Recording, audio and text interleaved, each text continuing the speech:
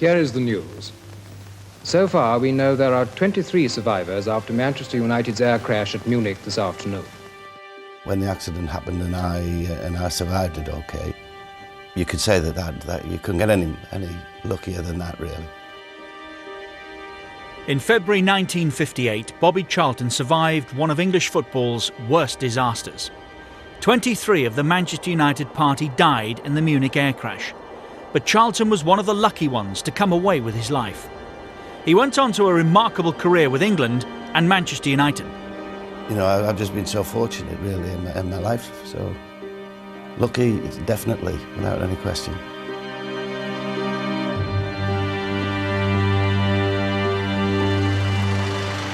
Now in his 70s, Bobby Charlton can look back on a life that has overcome tragedy and embraced enormous success. He was top scorer for England with 49 goals and for Manchester United with 249.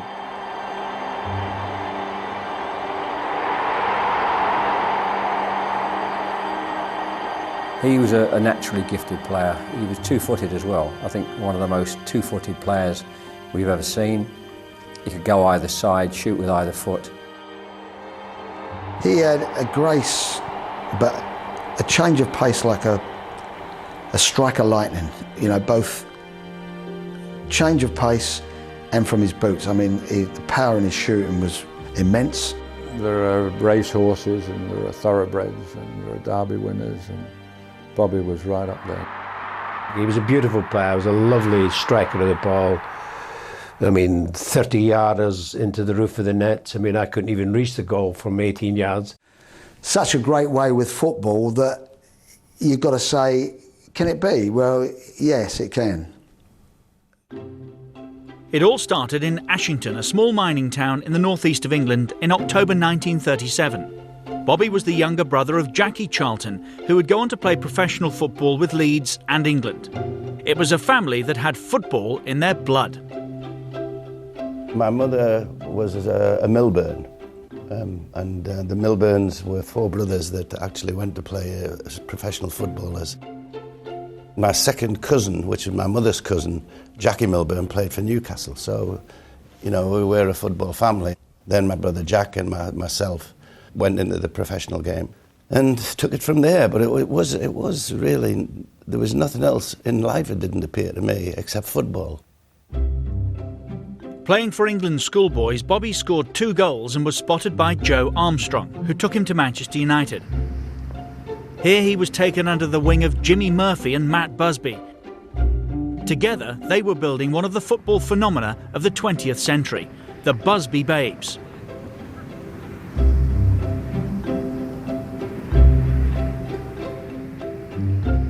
By now, the Busby Babes were getting a really good reputation, and if you were a Busby Babe, you were very lucky. When Matt Busby started playing young players, there was a great sympathy, you know, and a great feeling for Manchester United, you know, that this was something daring, you know. Playing 16 and 17-year-old players in the First Division was unheard of. I felt we had reached the stage when I could nearly have sat in my office for about 10 years and just went out and saw the match. They had reached that stage of experience, power, skill, and everything else. At the same time as completing his military service, the young Bobby Charlton was working his way through the Manchester United youth teams. Then one day, he got a tap on the shoulder from Matt Busby. So Matt came in and he said he wanted to see me in his room, and I went upstairs, and there's only 2 things it could be for. You're in trouble for some reason or other, or he was going to pick you. And he says, well, I'm going to play you tomorrow in the first team. And you just dream of things like that. It's everything I ever wanted to be, a footballer. Bobby made 14 appearances in his first season and qualified for a championship medal.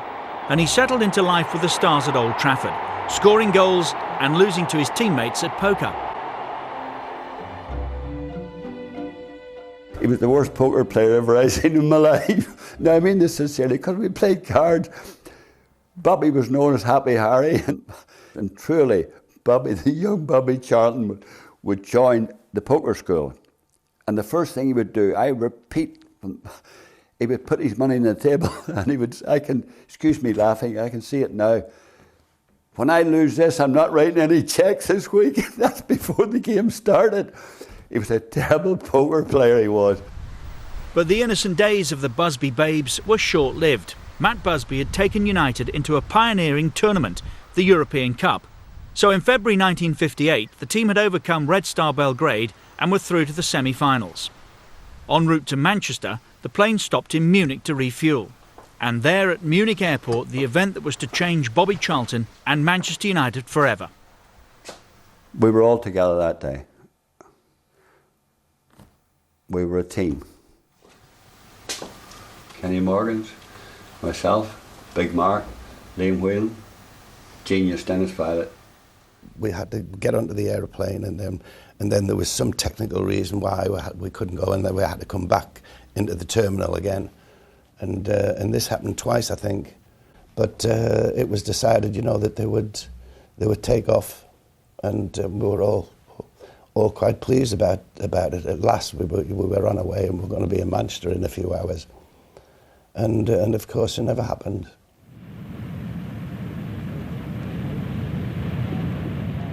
The plane just went, and it went, and it went, and it went down the runway, and then you started realising, you know, this is happening. This is not right. There's something wrong with this. And then we hit the perimeter fence, and that's all I can remember, really. These are the people so far known to have survived. Of the Manchester United party, Matt Busby, manager, and the following players: Greg, Wood. It's something you Folks, can't plan. You don't plan. It happened, and I was fortunate enough to be able to help one or two others, some that weren't able to help themselves. Morgans, Berry, Charlton, Violet, and Scanlon. Bobby Charlton and Dennis Violet, when I got to them, were both unconscious.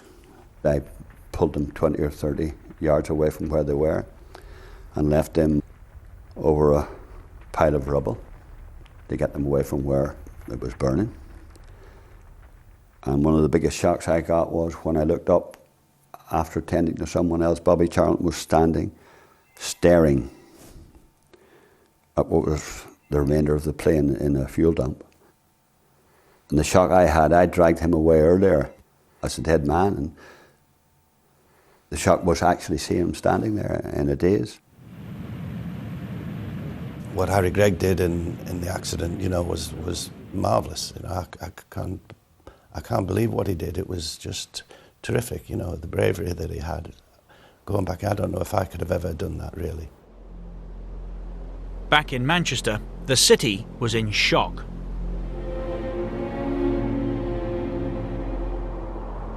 The next few days were a fight for survival for so many who'd been on the plane. Matt Busby and Bobby Charlton were among the lucky ones who pulled through.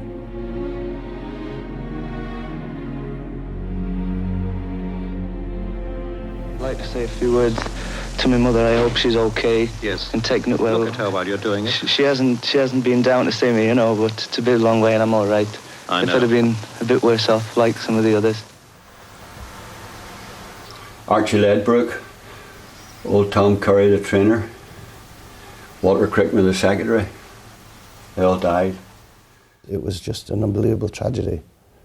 From the heights of euphoria, you know, we qualified for the semi-final of the European Cup. It was just sensational, and then for it all to just be, it just collapsed, really, and the club was never really the same again. You know. As Charlton spent time with his family, Manchester United struggled on with players who had survived and players they borrowed. Bobby came to see them beat Sheffield Wednesday in the FA Cup and decided he was fit to rejoin his team. Incredibly, a depleted Manchester United got to the FA Cup final that year, but Bolton Wanderers were in no mood for sympathy, beating them 2-0 at Wembley.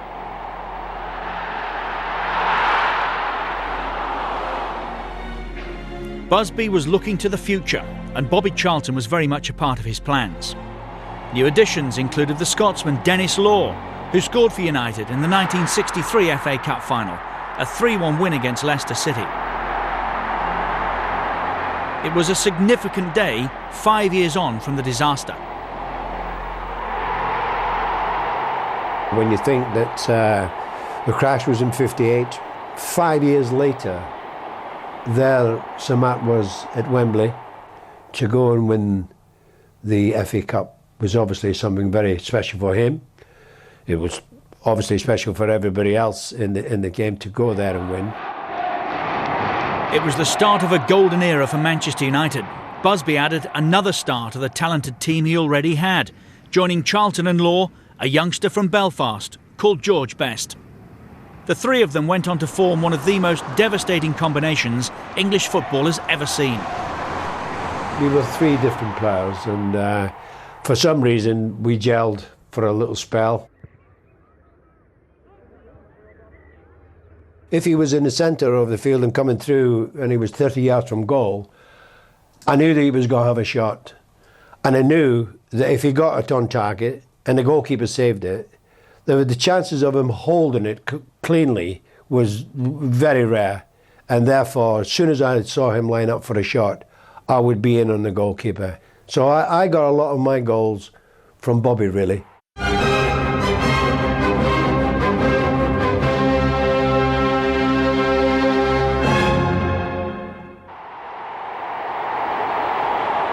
I used to think sometimes, if I was a Man United supporter, it must be great going down to Old Trafford just at this particular time. The fans had to go down because they were afraid that they might just miss that one game where George Best was absolutely sensational, or where Dennis Law had sparks seemed to fly wherever he was going, and it was so exciting. And I scored a few goals as well from different distances, and between us all, it must have been really exciting if you were a fan to actually go and watch it. And whenever anybody mentions the best Lord Charlton, you get a little buzz. I think, that was great. But spare a thought for those who had to play against Bobby Charlton. It was a tough task. He could really hurt you. I mean, his collection of the ball, his body swerve, I can see it now, his body swerve, which would send you into row Z, and then he'd be back again on direction and just power and, whip the ball with that strike from 30 yards, even 35 yards we've seen him score for. Meanwhile, Charlton was just as effective for England as he was Manchester United. He'd scored on his debut and never really stopped scoring for his country. His first World Cup action was in Chile, where England reached the quarter-finals.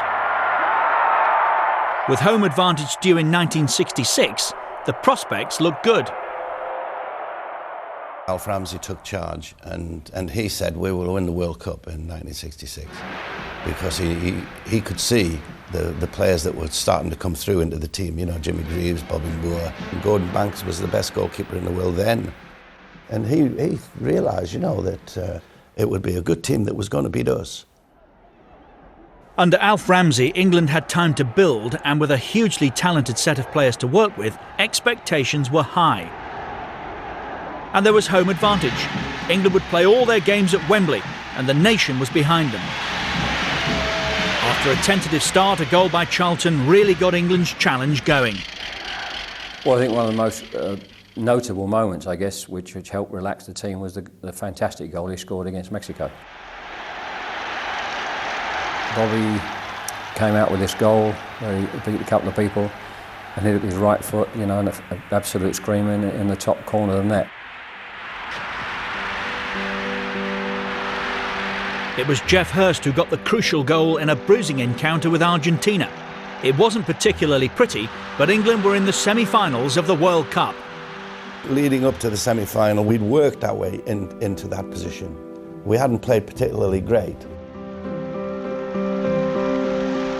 What made that semi-final special was it was such a cracking game. We played against Portugal, who are a team that let you play. Letting England play was surely a mistake. They gave Bobby Charlton the space to destroy them.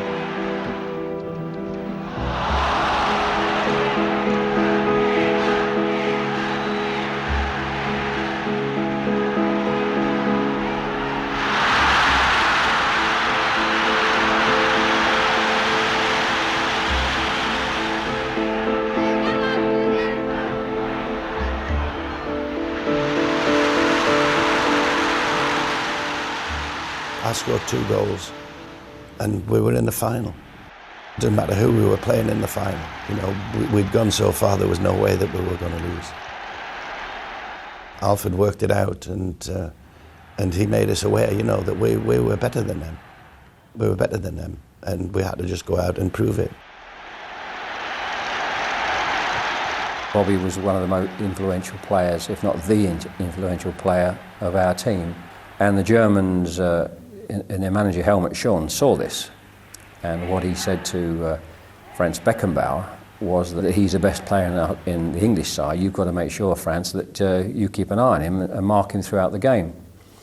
What he didn't know, that Sir Alf Ramsey has said to Bobby Charlton, Franz Beckenbauer is the best player on the German side. He's the only player that I think could do something unusual and turn the game.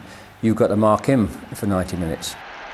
So what we saw was some of the best players we've ever seen marking each other and virtually cancelling each other out. It was the Germans, though, who drew first blood with a goal from Helmut Haller.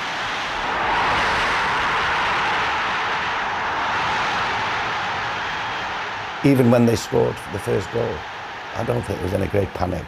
We thought, no, we'll still go on, and sure enough.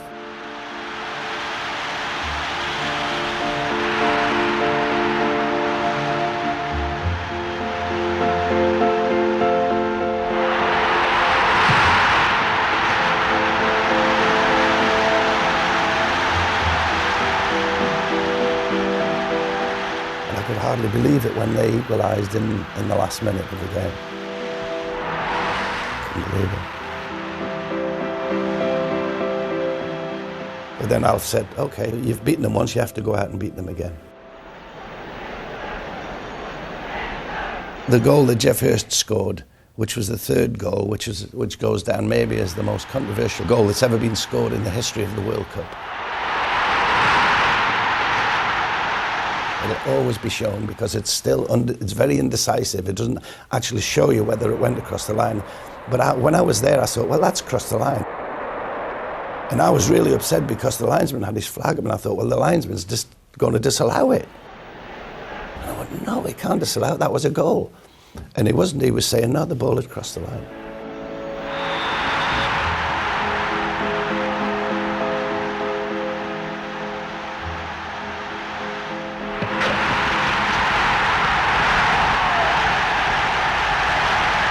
When the final whistle went, I said to our Jack, I said, well, and he said, what about that kid? You know, what about that? I said, well, our lives will never be the same again.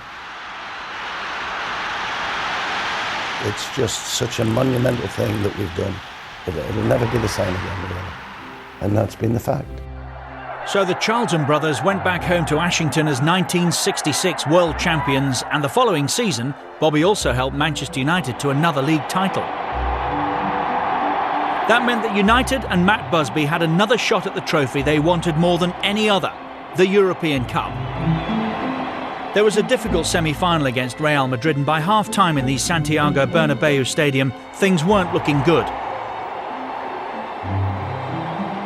We were winning 1-0 when we arrived, and we unfortunately played badly the first half. Second half, we just found something, and we scored 2 goals. We scored 2 goals, and instead of just being equal to them, we were in the lead, and it was the most emotional match maybe I've ever played in. And there was more emotion in store for Manchester United in a European Cup final against Benfica at Wembley. Well, there was a lot of emotion because of Munich, obviously, that we actually got to the final. And we had a really tough game. It was physically tough, it was humid. Many felt it was Bobby Charlton who made the difference, with a little help from his teammates. The first one, he had the easiest job in the world, of course, because I crossed the ball for him, and he didn't have really anything else to do but to knock it in the back of the net. On 79 minutes, Graça equalised for the Portuguese, and once again it was extra time for Charlton at Wembley. We went into extra time and they collapsed. Benfica collapsed in extra time. Goals from George Best and Brian Kidd, and then a 4th from Bobby Charlton, meant that at last Manchester United had won the European Cup.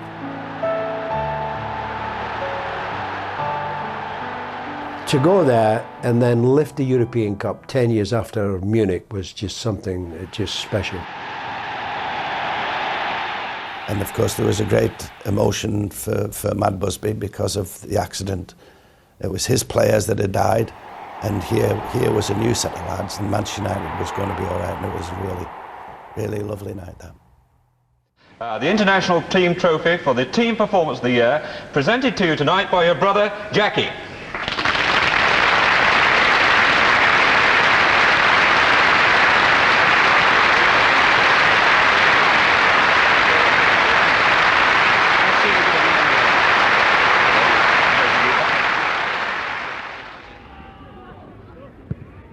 It was a unique achievement for Bobby Charlton. He became the first player to win a European Cup final as well as a World Cup final. You can't really compare them, they're different. I mean, if you win the World Cup, it's because you're playing against the best players. And you can literally at the end of it say, oh, well, we were the best. And the European Cup, you play with the lads that you work with all the time. England is like a little bonus, you know, because you don't have to play with them all the time. But occasionally you get together and you're playing with the top quality players. The club maybe not, but the club is, you know more about the players that you have at your club. And it was just marvellous. In 1970, Charlton travelled to Mexico with the England squad.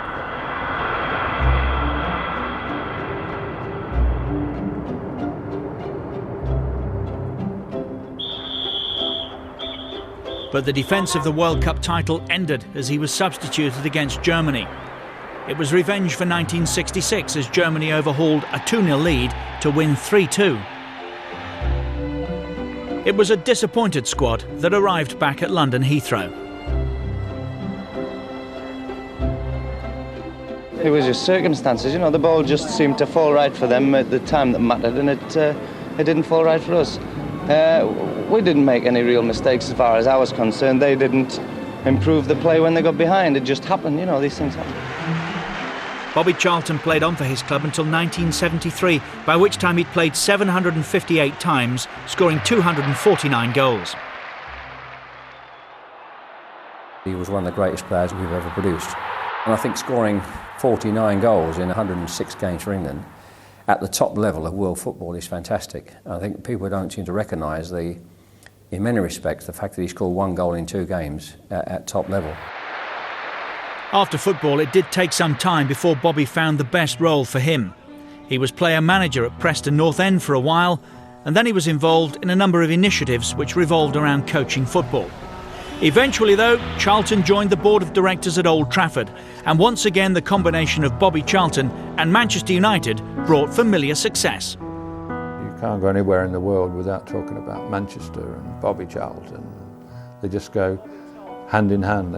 They were just made for one another, and he certainly upholds everything that's good about Manchester United now in his position as director.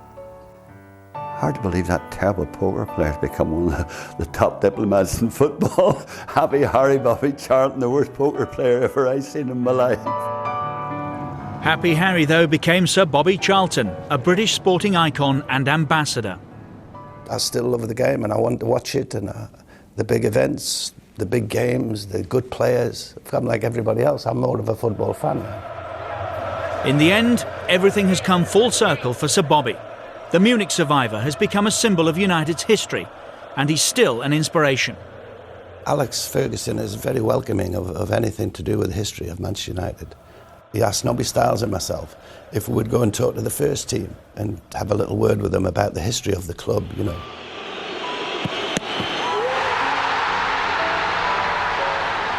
Who knows, you know, the difference between winning the Champions League might have been that little chat, you know, that Nobby and I had with him. Because I think the press at the end of the Champions League when we'd won it, a lot of them said the difference between the two teams really was the history of each club. They could say what they want about Barcelona, Real Madrid. Nothing will ever compare with the history of Manchester United.